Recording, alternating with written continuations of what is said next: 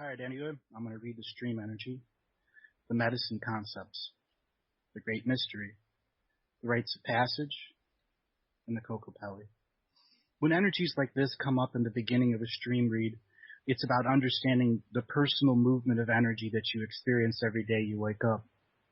The natural flow of energy is about movement, and it's about the cyclical repetition of your inner energies, the cyclical understanding of what's coming through you. The actual energies here are yourself, are your whole being saying, I am here. Each morning you wake up and you remember or don't remember a dream. You are in that state of cycle, movement, where you are on your personal understanding of the sacred path, the sacred circle, the sacred spiral of life. So as the medicine wheel is that at the beginning of the energies, the next energy is where does this source of energy come from? And the very concept of source energy is what is the great mystery. It is the the highest form of energy that we all seek out and learn. It's the highest form of expression, of personal soul expression. But to know this and to take it into you is to know that you're on the constant path of change, where you are accepting the new and understanding that there is the old. That the ever-present, ever-co-creating center you who is on the rites of passage must go through a process of acceptance of this original source of energy, this great mystery that exists within everyone. This great mystery here is to help teach us about the mysteries of life, about the mystery schools that have come and gone throughout the various generations of our time. The rites of passage ask us to know where we are on this passage time. Are we the young adult? Are we the kid? Are we the senior citizen? Or are we about to pass on to the blue road of spirit? When one takes to understand the time and place where they are on the rites of passage, we come to a moment where we have our spirit garden. This spirit garden is knowing the music of life. When you're planting stuff, when you're harvesting things, it's the true concept of being connected with the earth, with the patterns of the seasons and the movement of the stars and the falling of the rain. When all of these come into being, you are living the music of life because you are connected to your land, whether you're in the concrete jungle or in the deep in that of the jungle of nowhere. These energies are here to teach us. These energies are here to help us understand there is always the need to have goals and to look inside and understand what are these goals. These goals that we make are to help us personally change, personally accept what the future offers us. And it also allows us to put our ideas into the fire of creation. And once the ideas come out of the fire of creation, they are the hardened clay that we may use and interact with. And these energies of using and interacting are also about understanding why you did it, what it relates to you. Because this is the rhythm and timing of putting things into the fire of creation and taking them out that we learn our internal timing. And as we understand this timing, this rhythm, this rhyme, this interaction, co-creating moments, we know we're doing the absolute best to advance our life, to take us into the understanding that our intent and our actions with the fires of creation is about the sacrifice of time. The sacrifice of time is yours. Time is a social agreement among people. People agree to meet at a certain point of time, and we use a method that references this time. But ultimately it's a social agreement among spirits who live in an infinite world that are stuffed into a human body that lives in a finite world. There are many people that understand those concepts or those mechanics, and then there are those that are having the tough time. And those that have the tough time seek the dream time, because that's once again where you return to the infinite concepts and have that unlimited vision. And by having this unlimited vision, we once again to return to the kaleidoscope. The kaleidoscope turns and creates the patterns. Just like the Fibonacci sequence is always in repetition, or pi is in repetition, the dream time is the same thing. It is that ultimate concept where we connect to that vision, that wisdom, and understand we are unlimited beings and not limited to the definitions that we are allowed to have. When we understand that there is an infinite world out there, we realize that the finite world at times has things that anchor us into concepts or into ignorance and intolerance. And at that moment is when you have to go through your personal purification time so that you may personally grow, you may personally accept and understand that there is change in this world, and only through accepting change can you let go of ignorance and intolerance. For as long as there is ignorance and tolerance in this world, we will not come together. It'll take people that go across one side, another go across another side, and to shake hands and to break bread. And as we shake hands and break bread, we understand we're all the same people. We're all the same species, all the same race, being held hostage by those that control this world. Held hostage. Let's reflect upon that for a minute. We know that going back to the dawn of history, the vast majority of all wars are supplied by a single group of bankers. That single group of bankers is linked to a group of controls that own the businesses. Now, in the world of intelligence, in the world of the internet, we can share this information, but that doesn't mean everyone believes it. And that's fine. We're at this stage where polarization is going to go one side or the other. But those that are awake understand those are the choices you're being given. Hindsight will show you they are giving you only two choices. You have so many more choices here. And to use that power of choice is to understand the passion to stand up, the true spontaneity to stand up and say, no, I will not be dominated by the forces of control. I will take back my power. I will take back my inherent rights. I will take back all the substantive rights that were given to me by the creator of this world, by the creator of this galaxy, and the creator of the universe. That is the power that you invoke. By invoking that power, that passion, the true fire concept, we are given the option to talk to all of those concepts. And that is a method of prayer, a method of self-expression, or something that allows you to communicate with people on a larger level, be it having a talk show, a blog, using Skype to communicate with others. By taking this talking stick to the universe and expressing your viewpoints that are not limited to two single options that's being given to you, you understand that we are cattle. Cattle only be given two options, to live and breed or to be the slaves. I no longer chose to be the slave a long time ago. I chose to be myself and all of that methods that it applies to. And I came to my support, my friends, the spirit allies, and the Red Road allies that have helped support me throughout my journey for the last 20 years. Now, I don't frequently talk about the journey of my early life simply because it's extremely private at times. And some of the ceremonies that I was invited to, or some of the people that I've sat with and shared medicine time with, are for me to know. I have done things that could really break the minds of a few people here, but that isn't for me to tell about.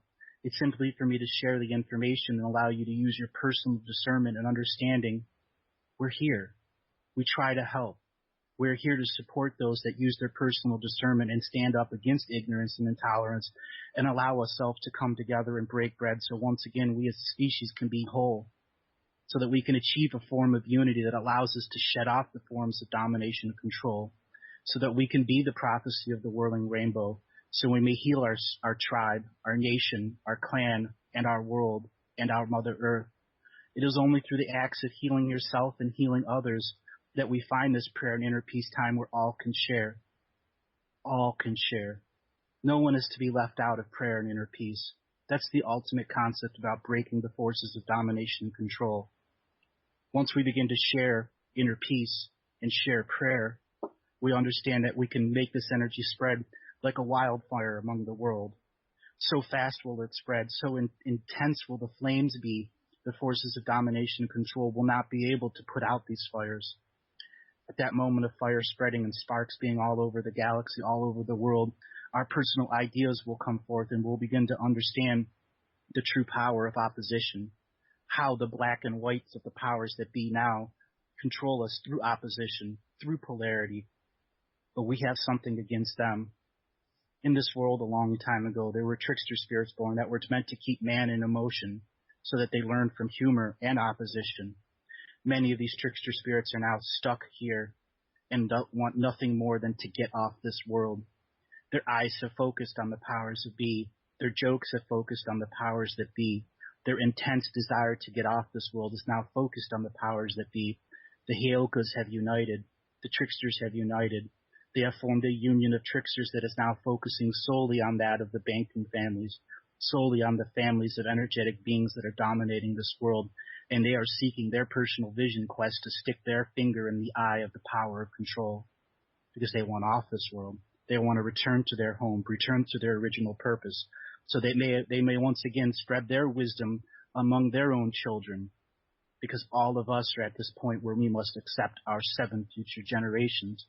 Because if we don't, we simply cede control back to those of the forces of domination and control. The wisdom here is, how do you express this? How does one come to a point where you can understand your personal expression to the forces of domination and control from your own home and say, no, I reclaim my power and I do not allow you to have it. I reclaim my sacred feminine. I reclaim my sacred masculine. I reclaim my right to live on this world free and not to be taxed to death from the point that you come out of the womb. That is the most detrimental thing to this world. You come out of the womb, you get a slap in the ass, 22 vaccines, and you're stuck in an incubator. That is not being human. That is being mechanical. That is taking away our natural, innate right to have the infinite as part of us. We can no longer nurture domination and control. We must nurture inner peace and sharing and breaking bread among each others. So we as a species may have that moment of power, that moment of joy where we shut off those forces of control at the highest levels and stick them in the eye with the trickster spirits. So we once again may respect our earth, our homes, our family, our nation, our tribes, in all forms of the rainbow. It is only through accepting something that this process of respect can begin. If you cannot have a single ounce of respect for another, then you are part of the force of domination and control, brought to you by the polarity of only them allowing you to have those single sets of choices, or 2 choices. But now is the wisdom for you to look inside yourself and say, I have more choices, and have gratitude for the fact that your mind is strong enough to reach past the mind control, the ignorance and the intolerance, so you may once again let go of the old to accept the new. For out of the ashes of the old, the new will be reborn, and the new that is being reborn is you with all your choices, you with all your power, you with all your inherent and substantive rights granted to you by the creator of this world, not doled out to you by the forces that control the incarnation grid of souls. So here you are. You have this wisdom, you have this knowledge, you have this ability to understand. What do you do with it? Go into a personal ceremony and honor this moment. Honor those energies within you. If you do not take time to honor those energies, you'll be stuck in the giveaway, stuck not letting out your burdens of your basket, not understanding the way the world works simply because you're only allowing yourself 2 sets of choices.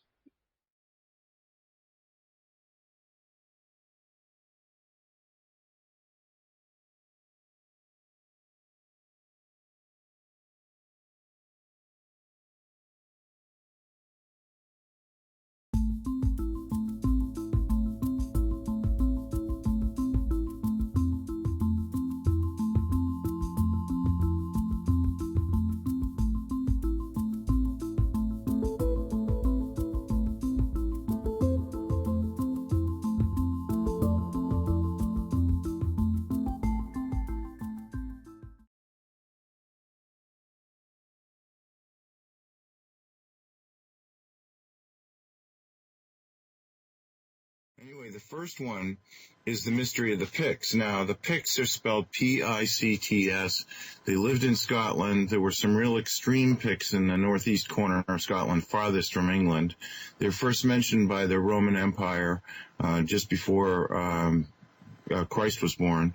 And then there's a mystery as to whether they disappeared. Now, when you look it up, to conventional sources, they say, well, there isn't any mystery. Some of them moved south into England, became Christians and merged in with the population. And all the people in Scotland, even if they don't know it, they're Picts. But there was a mystery that had always puzzled me, and I couldn't figure out what was involved with it. So I thought, well, this would be just a simple answer. And Andrew gave a very interesting and involved answer that shows some of the things that have been going on previously here on Earth, and that is, what is there a mystery of the Picts disappearing? Some people say that one day they just went looking for them and there was nobody left, that they had disappeared completely. And so I thought, well, maybe Andrew's just going to say that this is something that it isn't really true. Like people say, well, the Mayans were taken up on a spaceship and they left. That's another question. But then there's other people that say, well, they just, when their kings, failed and their society failed, they just merged back into the jungle and they're all still there. So anyway, my question to you is there a mystery about some of the Picts? Obviously not all of them, because it's clear that they did intermarry into England, but is there a mystery about a disappearance of them as a group, that like all of a sudden one day they weren't there? Yes. The Picts were a people, as you were saying, from Scotland. When the Romans began to invade up north, the veil of separation between the two worlds was very thin there, and the Picts were very powerful. They too were an alien species that came here during a refugee time of Earth, and that's how they got soul-bounded and contracted here. As the Roman Empire began to come in is when the higher entities that realized that the Picts themselves were way too powerful to have on this planet, they began to systematically attack them energetically and then began to trade them to other galactic entities that needed their DNA or their actual physical bodies, because they were highly psychic species, to become systems of domination and control on another planetary system. They were literally wholesale traded off of this planet. Well, you see, this by itself raises a whole other issue, which is that, in a sense, it's creating a sense of doubt. In other words, if you become totally psychic and you're very advanced, then some other group that's not as spiritual as you are, but has more powers and abilities, is going to come and kidnap you and sell you off to slavery. And so, I mean, what kind of a hope is there when you here's this whole group that achieved something that obviously no one else had been able to do, and that attracted others had achieved it, and every time they did achieve it, there was a wholesale extermination or selling of those people. It's repeated throughout history because the forces of domination and control had a very specific evolution pattern they were trying to keep. And since there were 2,000 separate bloodlines here, each peaking with different energies, it was impossible to line up their peaks. So you're saying that you can get traded on the first draft, so to speak, if you basically if you have a strength in excess. A strength in excess is a weakness. Yes, and then there's another layer. At that point in time, they were making those types of trades. There were other planets they were trying to duplicate as Earth, but these planets weren't true seventh dimensional planets. They were facsimiles, and poor ones at that. And the Picts themselves, about them, they revolted several thousand years ago because they exist in a different point of time and space because they've been evolved many times over. And some species are forced to go above that bar and then wholesale sold off. They rebelled and connected to a sacred feminine of another planet, and they're actually here now with the Andromedans and the Pleiadians on their biospheres, waiting to be reunited with their part of Earth, which is on the spine of Scotland's mountains, because those are sacred mountains. There's a very special root chakra to Earth in there, and that's why those species were so prized. So they didn't come and take all the Picts. They took the ones that were the most advanced. And breeding groups, because they were trying to breed even more of them. So they would take several thousand from a village at a time. They'd take a whole village, or they'd scan several dozen villages and determine the blood types and run a genetic calculus to determine what they would need to do to force evolve a new baby through domination and control, sexual abuse, war, or if they needed to bathe it in energy so that at a young age it's knowledge and energy, and then abuse it for its purpose. But now, if you reach a certain point and some selfish group comes in and tries to take you, what happens to the karma of the Picts themselves? What happens to their souls that they have to be sold off into slavery and move to a place they've never been before and do things they never imagined? What happens to them? This is the school of hard knocks. You get your PhD here. When you signed up for that fact was very evident before you came here. So in a sense, they knew the risk of achieving a certain amount of progress was going to be that they would be subject to a dark ages for them. It was very clear, if you didn't plan your life good, high quality, you would miss out on the great wonders of Earth and get caught into the grind. This is again, you get your PhD here.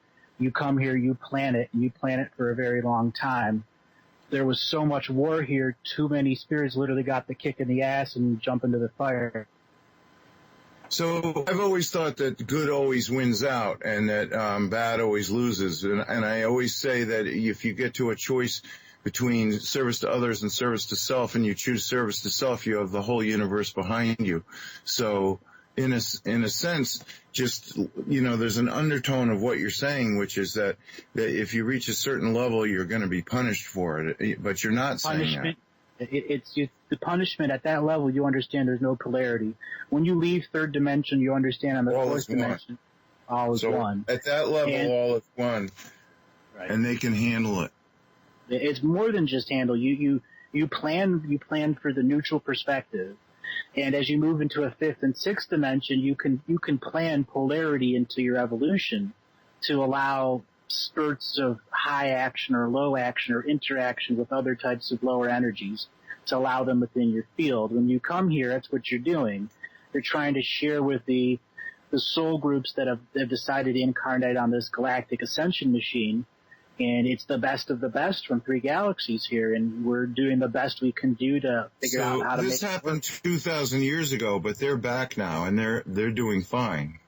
Oh yeah, they're big, bright, and billions of them actually. They were a massive breeding group that was taken off, along with the Dogon tribe, the Aymara at the same time in South America, the Anasazi, the Aguni in Japan.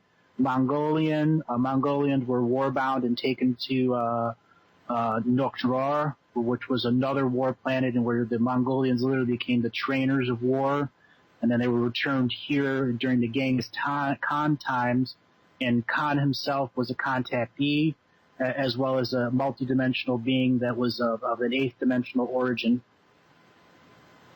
So a person listening to this, what you're saying is that in their original, when they came here, they had a contract that involved that. So actually, it isn't like just if somebody's innocently listening to the show thinking, oh my God, this could happen to me. It may or may not happen to you because it's in your contract. Right. So we've got just about 10 minutes left in this interview. Why don't we give them a little bit of taste here, and yes. let's talk some ancient history of the Irish people. Yes. Are you familiar with the Picts also? Yes. Well, the Picts were a very special breed of people that became consciousness explorers. They're the ones that are most notably going for battle naked with painted bodies, and they were mercenaries during different organizations. And different times they were a highly spiritual organization. Yes. In the beginning of their history, they were seeded as a specific type of DNA that was overseen by a group of Orions, as well as Syrians and Greys and numbers of others who were making a soup of a specific type of DNA that they could massively create on Earth, and they would freely breed amongst themselves, and then they go in as temporary gods in a belief system and select the best of the best psychics to leave the world and go through an awakening process so that they could become pilots of their vessels, which were consciousness exploration vessels. Human beings who awoke on Earth in these places of power became such a massive commodity that those beings who had access through the quarantine field and were part of the DNA trade could literally make a draft lottery. And then the other people from other worlds would come and visit and meet this person on Earth and interpret them literally what they could do here on Earth. And the Picts were an example of that. Yes. They just disappeared. I know. Because they were all removed from this world, because it was proven that their DNA would ultimately cause a massive awakening amongst people if it was allowed to stay here. So they were removed from this world and seated on another world in which they were a part of a different domination control. but they brought the spark of Earth with them. They brought the spark of freedom with them, and they freed that world from domination and control and became a highly spiritual science community that now is a part of the quarantine field here, waiting to reclaim their natural rights as human beings born of Earth as a signature frequency. Yes. So the Picts, they're up there in their own vessels as part of a massive organization that's come together to make sure that whatever is going on in our solar system is finished. Yes. That it doesn't continue on another million years. Oh, thank God for that.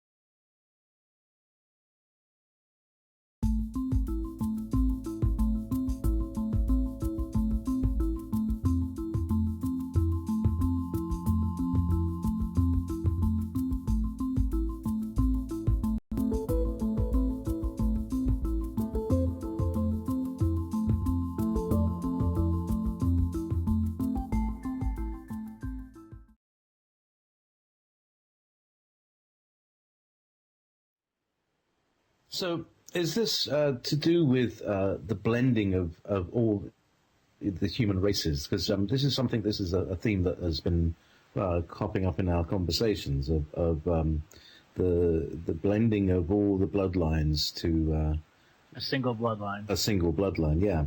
That was the old rule. The new rule is different.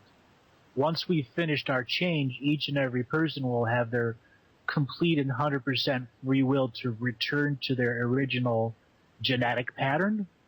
And then those that are truly going to be of service to the three galaxies that are interacting here will have an opportunity to graduate from the highest levels of vibration and go out to these three galaxies as travelers, as ambassadors, and as healers, using their gift of DNA as service to the three galaxies, so that all may benefit.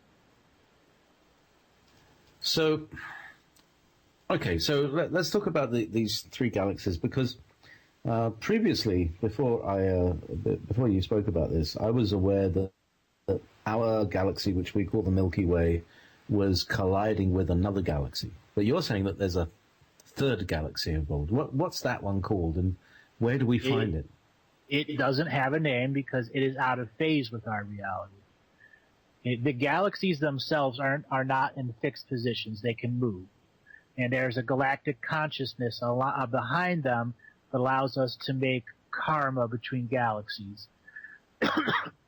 So the third galaxy is not within your physical sight because it's literally out of phase as it's finishing its process moving, because it has invested so much of its life force here on Earth that when Earth finishes its change, its galaxy will be a whole new color, because that's the galaxy that brought war.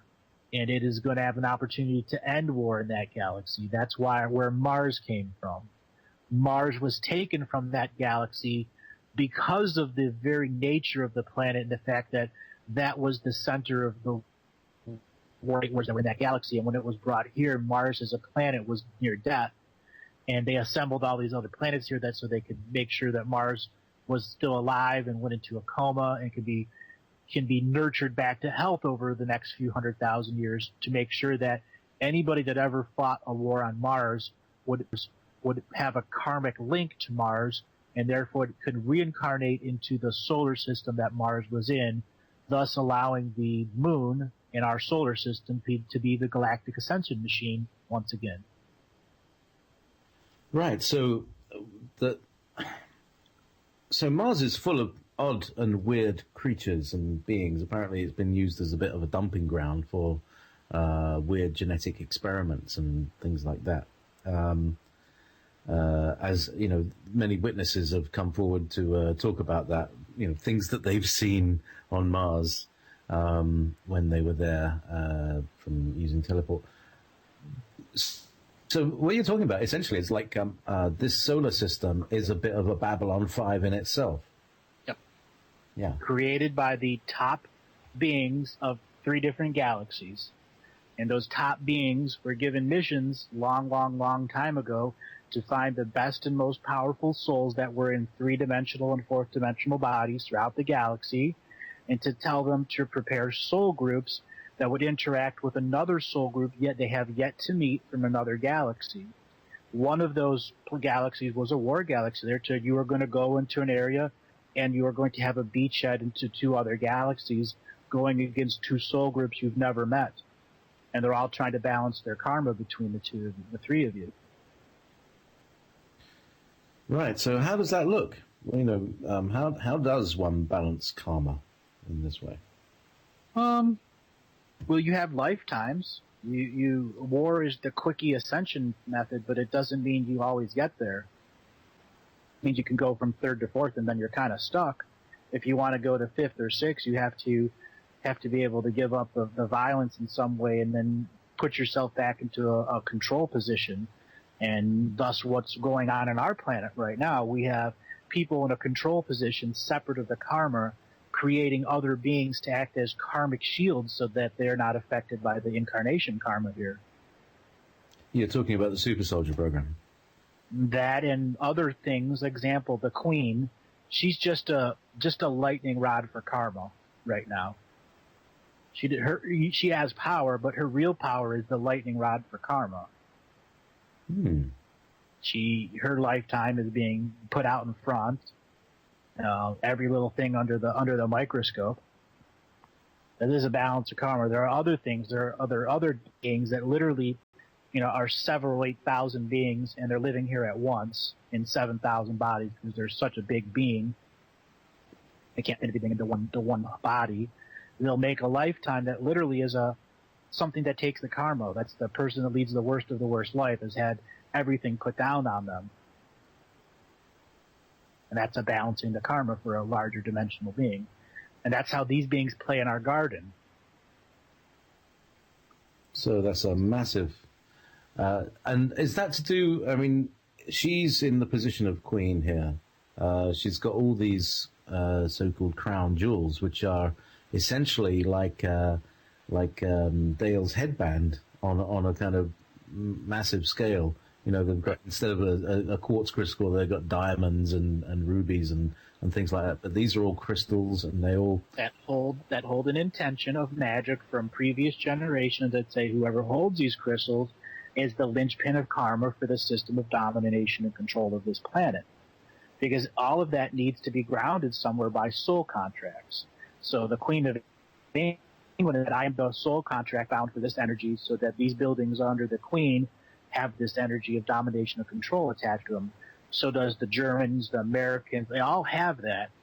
They just have different terms for it. If the energy of domination and control is not bound into a person by soul contract and then bound into a building by physical contract. Right.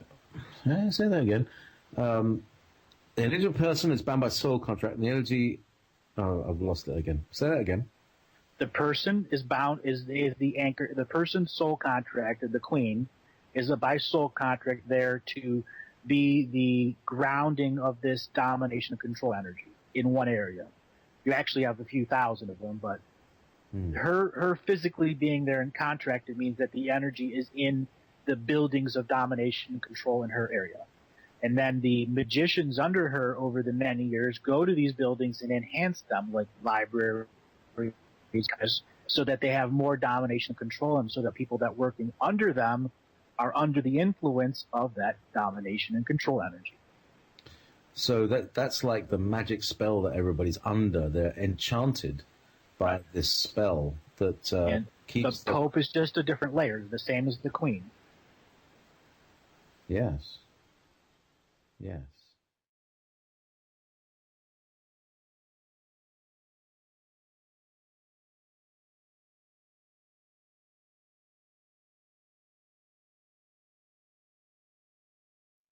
So where does the Vatican and the banks and the royals and all that, where do they fit into all this? They are all part of a sacred geometry infrastructure.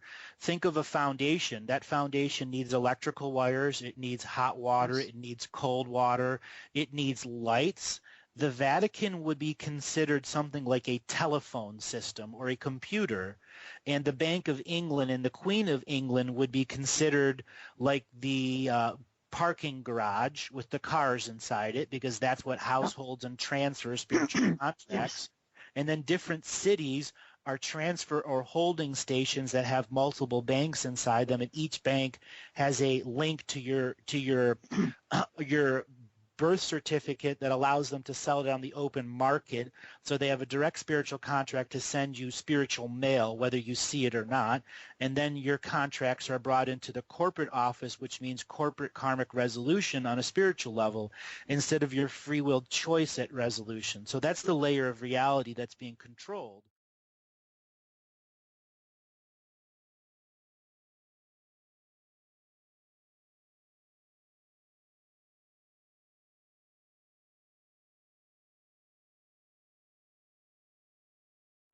Because if there is a change in our world, the money is what will really change. And then our perceptions of everything else will have to adjust from that. We are a capitalistic, money-based, material consumer service society. When that fundamental metric changes, the way we eat soup is going to be very different, because it is the Matrix soup. You know, in that movie, The Matrix, when he was eating, Cypher was eating the steak with the agent. You know, he knows it's not real, but he knows it still tastes really damn good. And it's Matrix soup now. And some people are going to say, take that Matrix soup and choose to go back to sleep and choose to be one of the normals, whatever you want to call it. With those people that is involved in Fox News, watches CNN all the time, takes all of their media from the nipple of propaganda, constantly sucking on the sinews of our society and never going out and experiencing anything on their own, only in that shared propaganda matrix. That's Archon soup. And it's brewing and brewing and brewing and brewing, and it's all over the world. It comes in the flavor of Vladimir Putin. It comes in the flavor of Bo Xilai of China. It comes in the flavor of MH370. It comes in the flavor of Ukraine. It comes in any different flavors. And some Archons, they don't want soup no more. They're giving us all ice cream and candy, loading us up on sugar before they put us right back into ancestral karmic debt.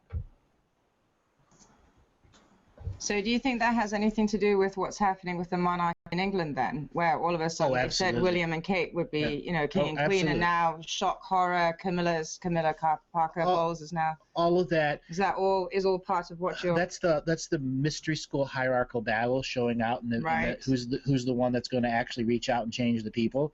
And what Camilla is saying is, I'm going to have a coup d'etat. I'm going to take over.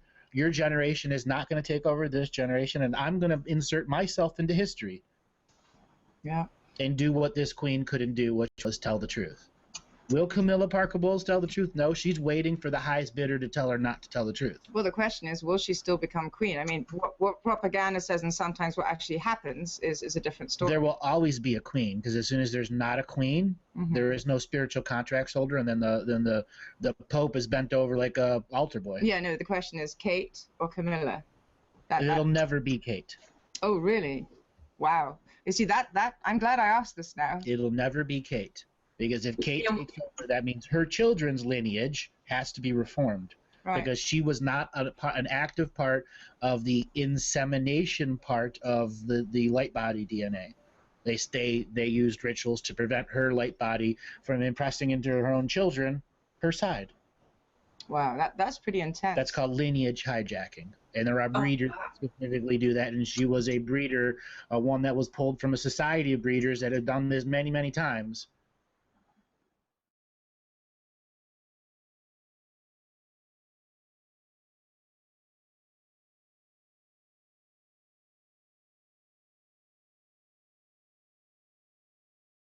Let's go a little bit further. So with Kate, let's go into the pregnancies, you know, and you know, because you're saying her light bodies weren't able to be impregnated on her child.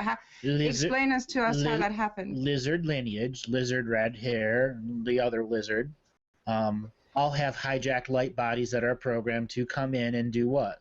Take over a matriarchal society and act as the temporary patriarchy so that the queen, who's holding the spiritual contracts and the ceremonial leader, takes over. The current queen is the ceremonial figurehead and has been a member of many ceremonial expressions, both light and dark. And Kate was never raised to do that. She was just raised to breed children that could take over that ceremonial expression. Camilla Parker Bowles is trying to step in and say, I'm going to be the one that steps up and takes over the head of the ceremonies and all the secret societies that are attached to that. So Kate, she's just a body that's producing light body offsprings that are going to have spirits in them that are going to be remembering past lives like from other places. Just like I said in the Mystery Schools webinar, once you learn more immortality, it's passing on your next life, your memories, and still having a really great life while you're doing it. And that's exactly what Kate stepped in to do. So these two children then, like you mentioned, was it mentioned that on certain lineages, all of the children were actually from one person. Was that Kissinger or some? Who was it? Was it Kissinger? Kissinger, I believe. Yeah. Yeah, you mentioned that. Yeah. So what's the status here? Are these children? Is the semen actually from her husband? Yes. Has it been manipulated in some way? Her eggs were manipulated. Oh, Her sacrum was manipulated. With false light technology to trigger an actual egg in fetus scenario in which sperm, specifically coded sperm, would respond to a specifically coded egg. And could you say that those sperm have special pieces of technology on the tips of their tail that help them guide them to the official egg? Yes. Because I remember they were writing about, she did go to some of these clinics, fertility clinics. Correct. And stuff like that. So, and it was always the same clinic. So probably those guys really knew what they were doing then. Well, it was all about getting the right egg to come down. Right. That was already encoded with that future personality. Wow. So do you think when the monarchy actually engage in the ritual of creating a child, do you think that they do the ceremonies, or that part of, for example, the prince would have done the ceremonies? I mean, do you think that these guys actually consciously prepare for this, or are the families doing that for them in their unknowingness? I mean, how they are part of the rituals in mostly unawareness. They seem docile, these rituals, and then there are others that they were brought to that are not docile. Mm-hmm. Once they reached a certain age and the impressions and teachings from the parents passed through to what was acceptable for violence or BDSM or any of that other stuff that they were going to be introduced in. People well know what's going on in the British BBC. It's rampant throughout there. And as is that rampant all throughout Europe and the United States. So when you're brought up into that and you have a callousness to it, so when you come upon a ritual and you see something there, it's just for the energy, literally, to keep something in that frequency. So do you think, because you said in one of the first series you did with Cosmos, that the Queen holds all the spiritual spiritual contracts of the birth certificates of every and she actually owns the actual birth certificates too. Because the Vatican gave it to her in 1863. Was it 1813? 1813. You see, you're so brilliant. 1813, and they basically gave it over to the monarchy. So the Queen actually holds all the birth certificate spiritual contracts from all of us. And the physical birth certificates. That's what allows the Bank of England to fund the asset-backed currencies, or non-asset-backed fiat currencies from the Bank of International Settlement, which is all interwoven with spiritual contracts. Because the Bank of International Settlement, which was based off of future gold earnings and physical earnings, and the actual physical energies of those that we're going to be putting into the War Powers Act, all into this one national settlement area, and then the corruption started selling it everywhere, selling the debt to whoever they wanted to, because they could literally create money out of thin air. So this comes then to the part also with the Queen, and she's been known to shapeshift. Like many of these super soldiers, for example, have said how they've witnessed her as young children. Now she was she took the shape of the wolf. Was it the wolf? She's taken a bat, wolf, and sheep, and lion, I think. because she showed herself to some of these children apparently when they were getting their training, and in some of these cases, And there which are are quite severe. there are others that when she goes out and gives her public appearances, those that have regularly observed her public experiences can see her physical shapeshift in height, weight, size, mass, volume, eyes, teeth, everything. And that's why that's also that's the fun of this whole thing, because when you start to remember the teachings that we're getting in the mystery schools about the shape-shifting, see all of this stuff, it all ties in. It ties in such an incredible way. Well, they're a mystery school family, a lineage. Let's look at the lineage, the Westminster lineage. They're currently they're in power there. That is a group of 200 souls that are in the immediate family vying for power, that are using the power of 30 to 40 different mystery schools so that they can be manifested here. And all of those other people that are here who wanted to be manifested there in that time too are only support service agents for those people who made it into the hierarchical order of now.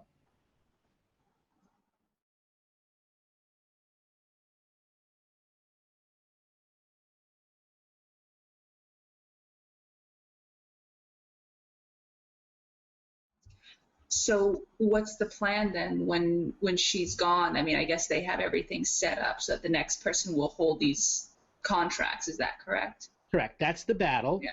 You know, who takes over, and the person that's going to take over is either going to have proven themselves to have enough past life memories to the mystery schools so that they can come and assume that power without having to be trained to be that ceremonial leader.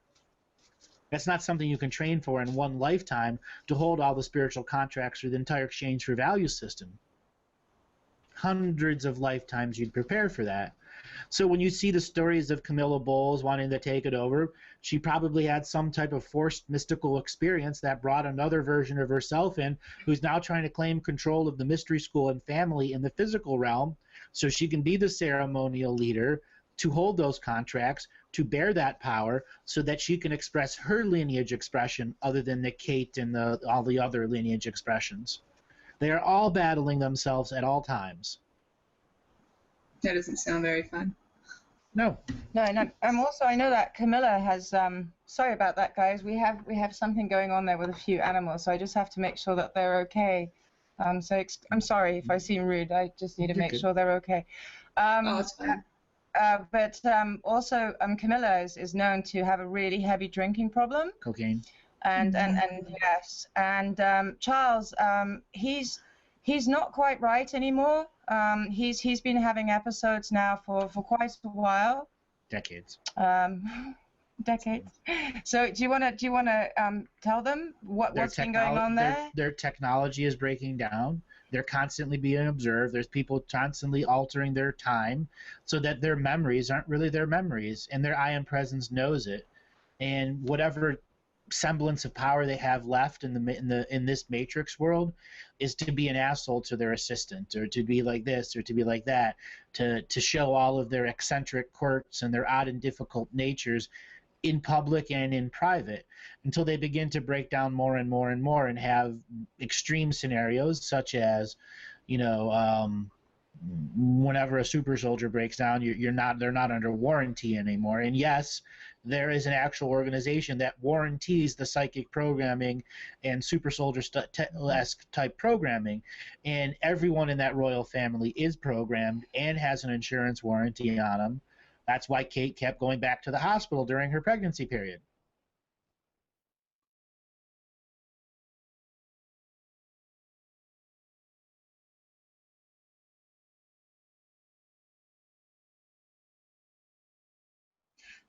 So people are asking, is everybody in the family, the royal family, are they all aware of who they are, what they're a part of, or just some of them, or like that comes down to understanding the other side of the word monarch.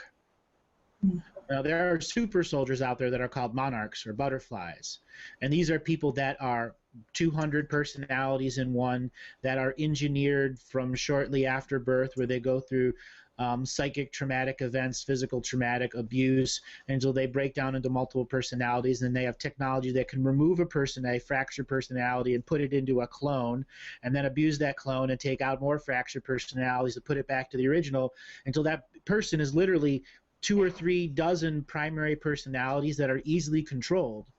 So what do they really know? It's what the controllers of the family. Just because the queen is the spiritual contract holder doesn't make her the queen shit of the whole world. No, she again is just something in that hierarchical stepping stone. You know, the archons are above her. Many world leaders are above her also. But she holds the function for domination and control to hold the soul contracts, so that there is a unsovereign disunity reality sharing dirty energy underwear. She holds all the contracts that make sure that stays happening every day. If she were to let go of those contracts, the dirty energy underwear wouldn't be working as efficiently as it is today.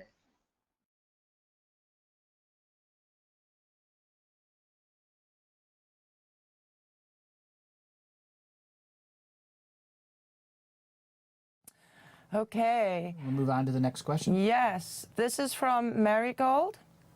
In relation to souls like Princess Diana, who was captured in order to fit into a role here, what happens to these souls when they are released from the role? Are they free to be whoever they want to be? Or is breaking out of captivity more complex and needs more work to be done after the soul leaves the body? To answer your question, when you have someone like Diana, she's not done. She's just done as this I am presence in this timeline. So what happened to her soul? It got divested into the other 4 timelines where she's trying to resolve karma. In Diana's circumstances, she was individually timeline genocided. So they did not want her being a part of the rise of Harry or anyone else in any way, shape, or form. Her mother image needed to be removed, and the queen's image needed to be stepped forward as the authoritarian mother of that family. Otherwise, there would have been mass quittings within the royal families, as well as backstabbings, assassinations, and not because Diana was involved in any way, shape, or form. It was just because that is the way they do things in those royal families. She also gave people a conscience. She was so light that if people were like half in between and half out, they started to think, well, maybe we'll go into Diana's camp, and maybe we'll be able to get out of this, and maybe too much of a threat. Too much of a threat, always. Yeah. On the other side, you were asking how hard it is to get out. There are others that their death signifies that they're done with that, depending on how entwined they are. Diana was a breeder, meaning most of her life it wasn't truly free will. It was DNA programming attracted through psychic pheromones that made the experience really fun and lots of dopamine release, but it wasn't really hers. But it was also, she also even stated in some of her memoirs, and as people said later, that she just felt like a breeding cow, that they got her into this family to create those children. Yes. I mean, she was very aware of her situation in the end, very aware. Her DNA is special. She has been as part of a selective breeding group as a soul for thousands of years. That lineage goes back 3,500 years. That's how much DNA memory is in that lineage. Why did they bury her on an island? Why is she actually buried on an island surrounded by water? What is the alchemy behind that? So that she cannot be brought back this lifetime, either as a negative or positive entity. It's to seal the fact that she's done with this reality, and that she cannot directly incarnate or directly reincarnate to alter this system. So the water's programmed as a membrane? No, it means she's disconnected from the sacred geometry birthing system. Okay. So that there's no way she can have access back into this timeline. Into the Matrix world. She can get access to the ocean world, but not the Matrix world. Not the Matrix world. All right. So that's very common practice when they wanted to get someone out of a lineage, buried them on an island. Wow. Well, that's something really interesting there.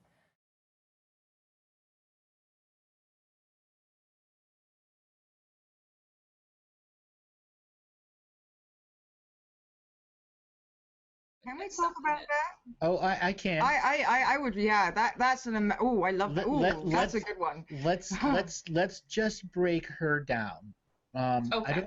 I don't want a misunderstanding to start, because we started with Kate, a breeder, a specifically entrenched breeder that has been doing it for hundreds of lifetimes. The chances of Kate actually having a lifetime as an incarnating sovereign being are slim to zero in current existence, because of all the rituals that she's been a part of this lifetime and hundreds of other lifetimes. She was designed to do that. Her skin suit's designed. When you have Dianna, totally different personality, not a breeder, a divinity path mother. Okay?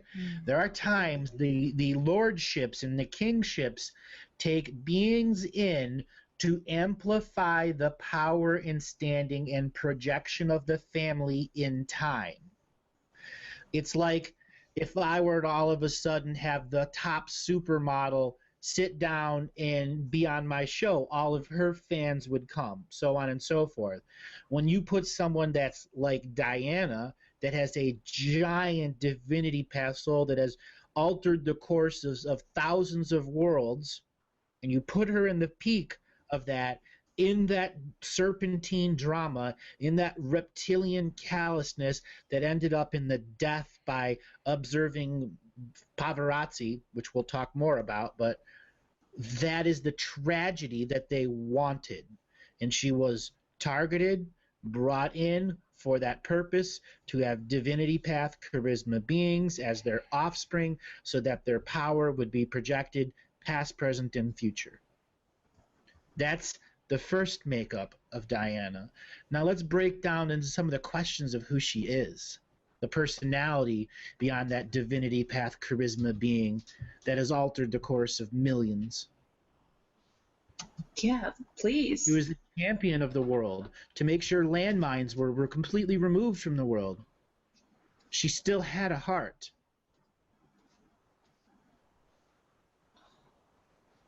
I'm reading the chat here. People are saying they're asking, did she agree to this? No. No. No. Absolutely 100% captured as a being, born into the world, wasn't identified until she was about 14, and that's where they began intertwining with her timelines to make her meet and have offspring that were created. Again, Kate was by design. That being was by design, totally free will and incarnating being, captured and destroyed. Why did they destroy her? I think that's a big question for everyone. Because they needed that attractive drama to project power and to gain sympathy for the overall family. So it was all planned, that whole... Again, in metaphor, imagine the most popular superstar in history sitting down on our radio show and being here for 5 years, and then he leaves the radio show and dies. What happens to this? This show, mass amounts of people will come and watch us. More and more people are going to go through the sympathy and the projection of power out of this metaphor. Now, I'll take that onto the bigger metaphor of that whole family, which is a mystery school. It's all about projection of power in time, space. So was she, and you said she was a hijacked being, so she was captured by the mystery school? No, by the lineage that wanted to have the actual children. Okay. Okay, again, it's all about taking somebody who used to be somebody in another lifetime and finding the right mechanical fetus, the right mechanical light body, the right light body that they can do their rituals on and enforce something else into a fetus with all of its past life memories, or the majority of its past life memories, intact in the birth canal instead of the natural birth.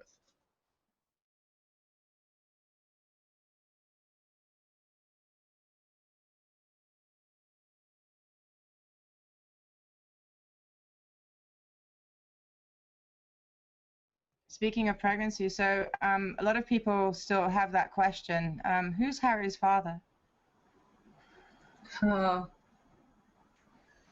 You know, I'm going to use this metaphor. You know who your father is, and I know who my father is. If some person were to come and tell you somebody else is your father, would you believe it? Without some type of backup or proof. I'm the wrong person to ask. No, you're the absolute right person. Absolute right person. I would absolutely, yeah, I would look first to myself psychically. Mm-hmm. I would look to see what my heart's telling me inside my soul. And then I would start to look at things, maybe the obvious, unobvious, that I hadn't really maybe noticed before because it was just accepted that that was the way it was. Okay. So that there are all these different levels of how I would process that in myself. With my heart, and then looking really as that observer to see, because really, what is a genetic and who is then a father role? That's the question. Right. Your father doesn't have to be your genetic father to be a father figure. Imprints upon you the basics of love and the foundations of love. So Charles is that father. Is he the sperm donor? He was there, and his physical penis was present, putting out sperm that was his, but not his in this time. Does that make sense? So he was the sperm donor, but not this I am presence. And this is and it's important to know because he's passing on a seed that's not this I am presence. And that's why I wanted to ask this question. And you totally landed me in it by asking me about my dad.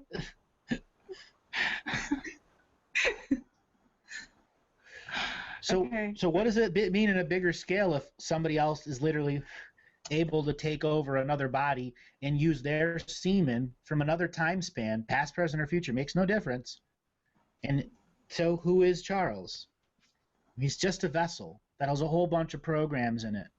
And yes, there's a spark of a light body there that has to make appearances publicly to fill the acting role for holding all of the spiritual contracts, debt, and weight.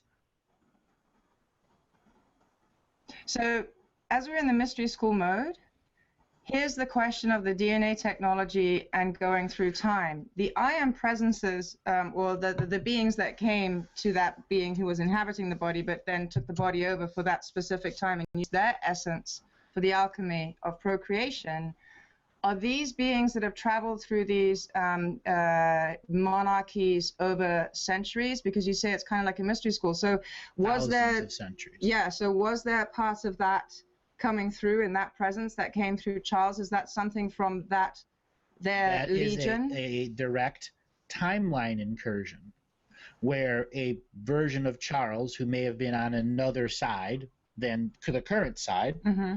you know, perceiving through time, hey, you're not in alignment with who I am now. I know all of these skills. You know quite a bit, but you're pretty damn controlled. That's why I want to change you. And I'm going to sneak in during that incredible moment because I can. And as soon as I'm in you, and you have no aware that I'm in you because you have all these other personalities, and I've been trained to deal with all these other personalities, I shut them all off. My signature frequency is reflected in my mechanical sperm.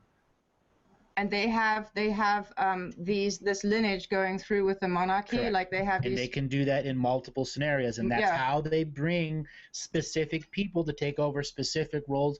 That's how they plan thousands of lifetimes ahead of time. And that might have been then what happened to Camilla Parker Bowles then. Same aspect? No, in her scenario, more than likely it's a walk-in. A walk-in. Or a forced walk-in, or some ritual takeover.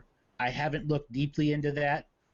I know I sprung this on you. Sorry. And it's just ugly shit to look at. Yeah.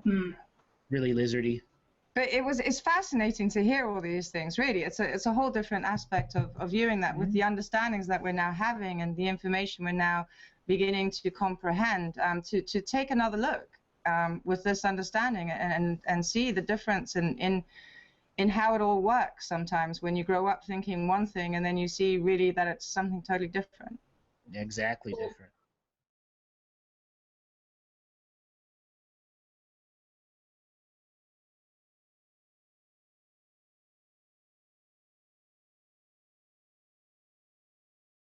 So what's going to happen with the royal families as the shift increases? Well, when you start taking away the spin, people will be real angry at them. But at the same time, many of them had no choice.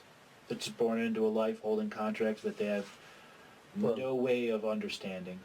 Didn't they have a choice of being born into these? Maybe 1,000 lifetimes ago. Oh, right. And like the rest of us, they too have had to keep replaying their roles over and over. And so some of those are probably pretty weary. Yes. Even though they have all the keys and to the toys and everything else. Yeah. And they're tired of... They know they can never defeat the controllers. They've lost hope inside themselves, therefore just play the game. Ah, right.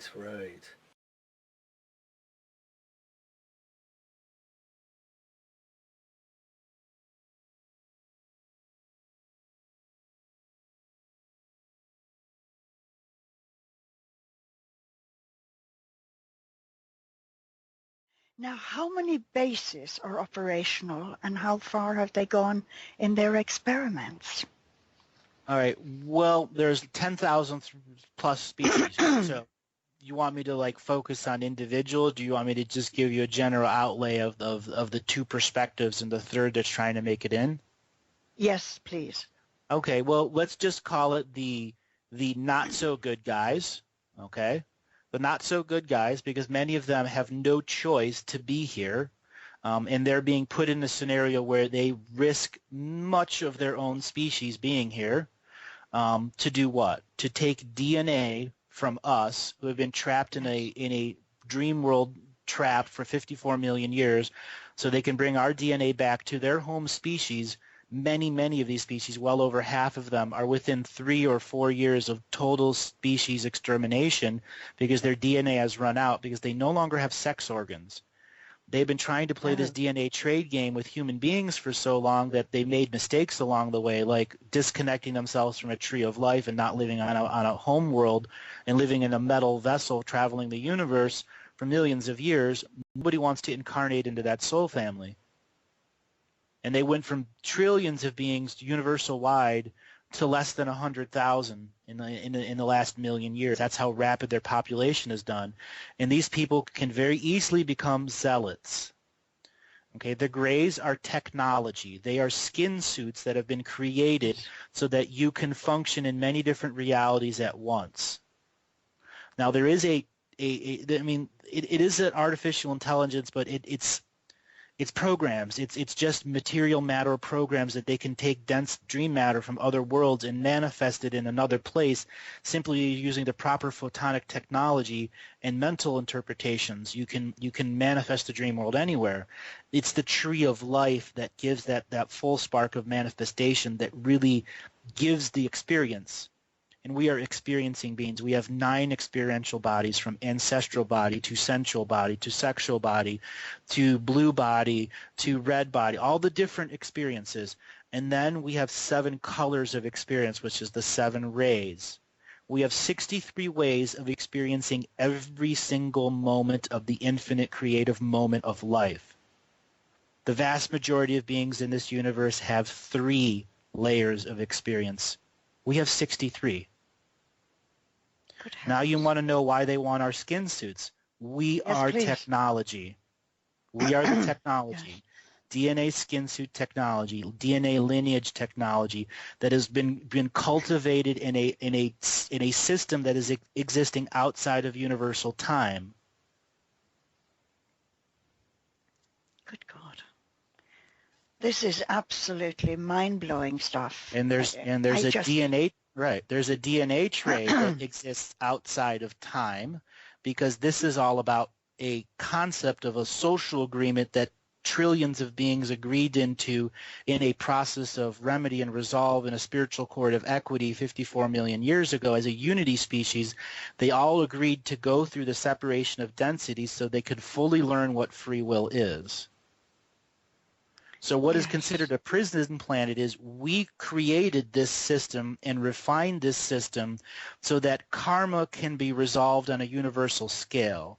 And there are 66 other planets that created the prime drama timelines, and they've all been put into one solar system, and that is the solar system where we are right now.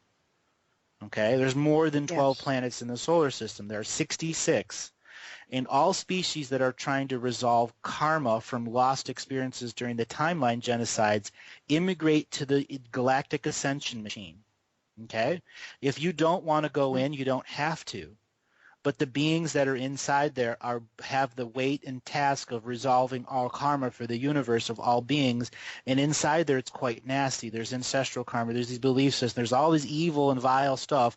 And then there's all this beauty stuff, beautiful things like the Earth and all the other planets and their different ways of experience. It comes down to, when we awaken, are we going to awaken to the truth of our race memory, to the truth of our race history, or is there just going to be the next version of television and talking heads? Even if they give us a lot more information and tell us about the UFOs, are they going to tell us about all of them? No. Are they going to tell us what happened at 51 million fiat years ago? No. No.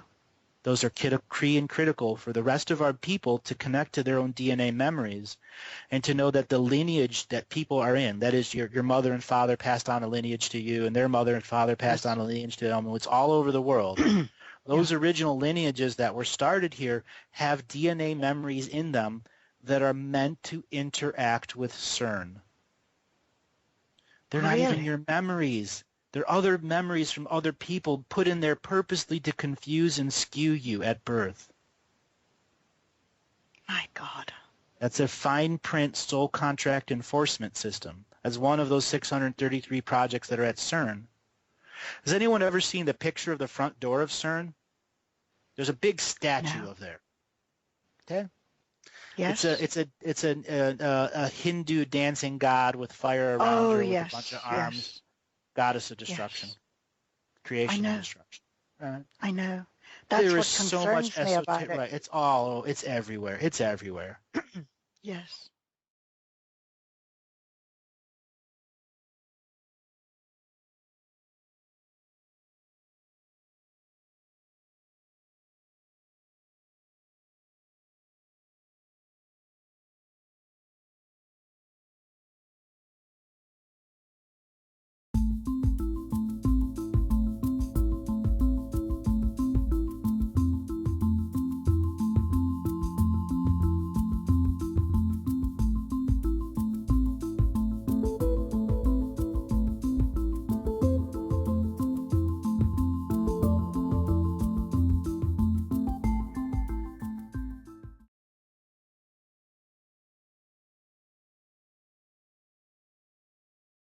And we're going to remind people here, now, today, not yesterday, and not in the future, you have opportunities to make choice. We're not talking about material choice, esoteric choice, or any other practice of choice other than the individuated self coming to what is my life obstacle, what is my life challenge, and how do you overcome that? So many people don't know their life purpose. So one of my suggestions to you is to live each day the mystical life as part of your purpose so that you can position yourself in your greatest advancement. Learning how to position yourself is a form of spiritual strategy. So many people see the hierarchical order and they want to be out of it, and they won't create a spiritual strategy, for there is some form of shame, blame, or guilt with them, that they would use spirit in such a way, when in fact, spirit is waiting for us to engage our genius so we can create unlimited opportunities for us to have the promise of the self followed through in such a way that living the mystical life daily means something deep to you. In some of the previous videos, we talked about living the mystical life daily as a life path. We used the advanced heart meditation, where we helped you put programs into your blood that allowed mystical experience, connection to your guides and guardians. And then we went deeper into the actual marrow that produces your blood every 56 days and brought in more deep inside your core. We talked about the shaman's death, letting go of the old, so ultimately the next set of choices can come into being and you can create a new future for yourself without hope turning toxic. What are the challenges that everyone faces out there? The first one is manifesting your will. The whole process of spirit choice point making, soul family, twin flames, all that stuff is to manifest your will so you can touch it, feel it, and know that it's future now, real, heart-based with your interaction in it.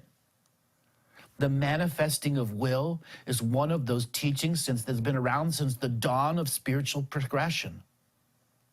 That manifestation of will that says, I will do this, and you follow through with your sacred discipline, your sacred heart space, and your ability to have that creation in your own process. So many people have programs of self-defeat that stop them from manifesting their will, such as shame, blame, guilt, and other processes that take even more of the greater aspect away from yourself.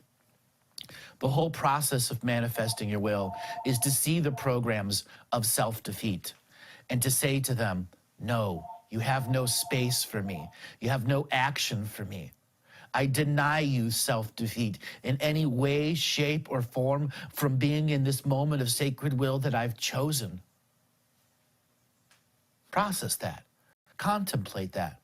When you see your next set of challenges facing your own spiritual choices, what programs within you are of self-defeat, self-limitation, and say to your will, I will outcreate these, and I will uncreate those that take away. The next thing is the alchemy of creation. What does it actually take to go beyond the will, to use the strategy, to create alchemy of transmutation and transcendence for the self? That is the other spiritual practice that has been around since the dawn of spiritual exploration. Manifestation. Actual, tangible processes that say, what is my will is now my way of life, and what is my way of life is my form of creation. Process that again. The alchemy of creation is the will of manifestation, so that the manifestation is your creation. There's a variety of ways to put that pattern together of manifesting your will, to stop self-defeating programs, or to outcreate those programs with the will of the self. Alchemy comes in the form of fire. Alchemy comes in the form of meditation. Alchemy comes in the form of walking in the park to transmute energy, to transform an old way of being. The transformation process are those that have gotten to the tactics, to the strategy of application of the self. The transmutation's the next level, where you can use your will of alchemy creation. And you can go into that transformative moment and use techniques like you learned in the advanced heart meditation, the fetus in your womb, or the fetus in your mother's womb, if you want to go for extra credit. In the process of learning in the fetus of the womb, it starts you as just a handful of cells.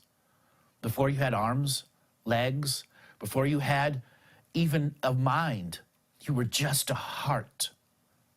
And that very heart that is in creation is the same heart that's here today. It has just grown and grown and grown and grown until it was a fetus. And that fetus went through its infinite to finite creation process. Its fetus alchemy of creation. It manifested its will. It came out of the womb. Its umbilical cord was cut, and it had a mother and father.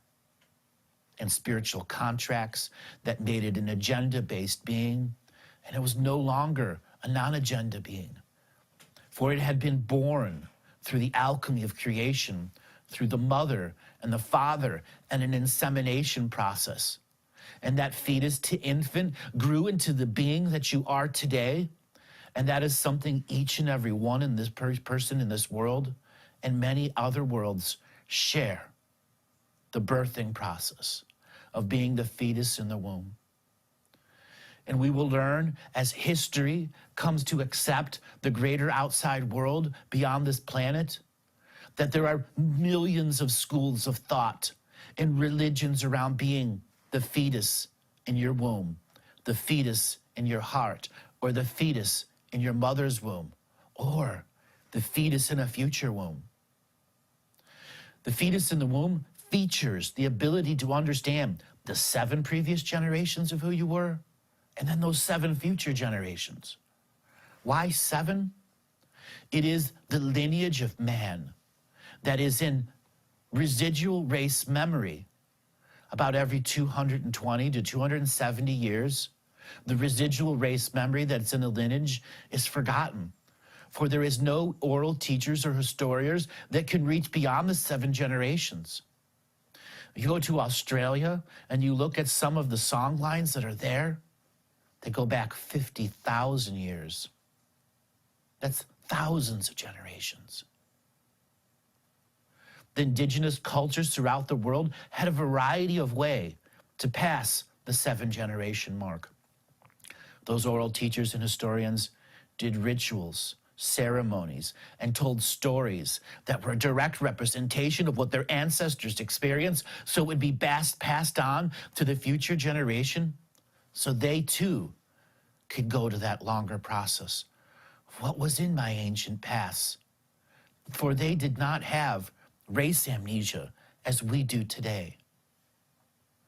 In the fetus in the mother's womb, we also learn that we will one day pass this life on and be the next fetus in another womb and possibly in another world.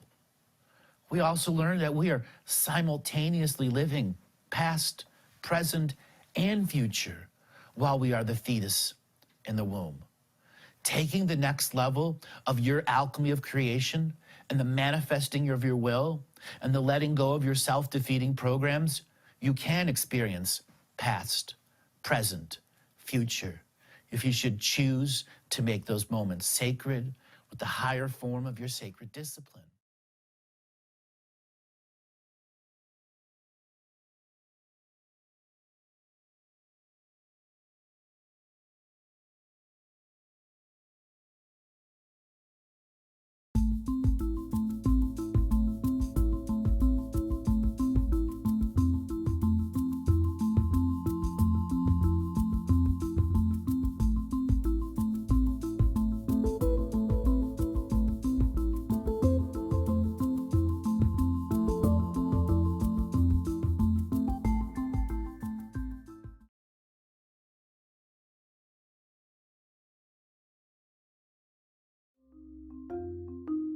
Hello, let's create, let's co-create, and let's change this world with love. No matter if you're from Alpha Centauri or Earth, we all began with the same birthing process. We live in a limited point of view. Living the mystical life daily is about striving for the unlimited point of view.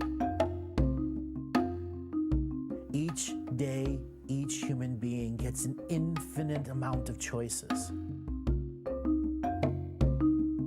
Living the mystical life daily is about facing obstacles and challenges. The level of awareness that you are working at means you have a responsibility to be equal with it. How does one truly let go of expectation?